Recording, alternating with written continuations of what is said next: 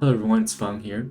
Today we'll be talking about taxes and inflation, and of course the information is sourced from the book The Truth About Money by Rick Edelman.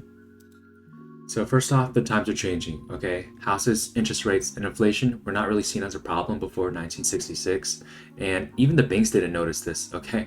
Because the banks earned 5.8% in their 30-year loans starting in 1965, and then in the 1980s, the inflation got so bad, the banks started paying out 21% in their CD rates. So that means they're paying out 21% and only earning 5.8%. That's over 15% that they're losing, okay? So no wonder why a recession happened in the 1980s. So you need to focus on how much you keep, okay? Not how much you earn, how much you keep.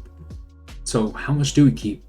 Well, how much you keep comes after tax and inflation, and those things hurt, okay? So your after tax and after inflation return matters the most. So for example, if you were to earn 3% in CD rates for 20 years, you would lose 1/3 of that to taxes, so that becomes 2% earned annually. Then minus 3% inflation, so it would be negative 1% earned annually, or 1% lost annually, right?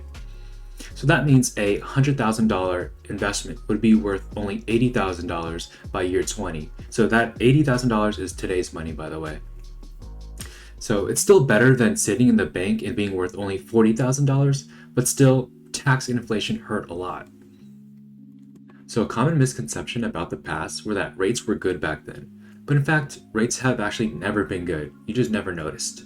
And this is because all interest rates actually track inflation. So when inflation is high, rates are also high, and then vice versa. So for example, in the 1980s, when CD rates were 15%, inflation was 13%. So then after tax, that 15% becomes 10%, and then after inflation, that 10% earned eventually becomes negative 3% earned, right, after inflation. So it all evens out at the end of the day, right? On the right here, I have a formula of how you can calculate this, of how much you earn after tax and after inflation. So after hearing about how much tax and inflation take from you, probably wondering, how do I grow my money, right? How do I break even? Well, over here is a chart of breaking even according to inflation and tax rates. So for example, if there's an inflation of 3% and a tax rate of 35%, you would need to earn 4.6% to break even. So anything beyond that 4.6% is money that you actually grow. So recapping everything that we learned here, first is to focus on how much you keep, not how much you earn. Remember, how much you keep. Second is that what you keep is based on tax and inflation.